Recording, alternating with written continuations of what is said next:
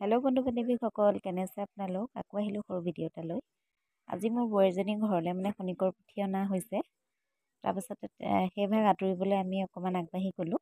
এতিয়া আহি পালেহি। তাৰপৰা মোৰ দেৱৰজনে মূৰত লৈ আহিছে। তাতে সেয়া অৰ্চনা কৰিলোঁ। কৰি পেলানি এয়া আদৰি ঘৰলৈ আনি আছোঁ।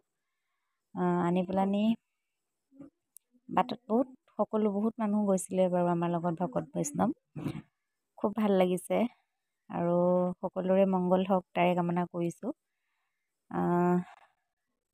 ভালেমান ডোখৰ খোজকাঢ়ি গ'লোঁ যে একদম আমাৰ অকণমান খোজকাঢ়ি যাওঁতে কেনেকুৱা অনুভৱ হৈছে, আৰু তেওঁলোকে যেতিয়া ইমান দূৰণিৰ পৰা খোজকাঢ়ি আহে চাগে কিমান ভাগৰ লাগে নহয় জানো।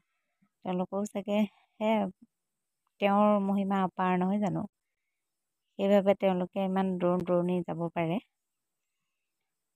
আৰু আমি মোৰ ঘৰৰ সকলোখিনি মানুহ গৈছিলে আদৰিবলৈ। মই পিছে ইমানেই ভাগৰ লাগিছে পানী ছটিয়াই আহি থাকিবলগীয়া হৈছিলে।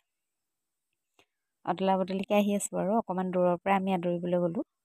সেইটো কাৰণে চাওকচোন কিমান ভকত বৈষ্ণৱ লগত গৈছিলে আনিবলৈ।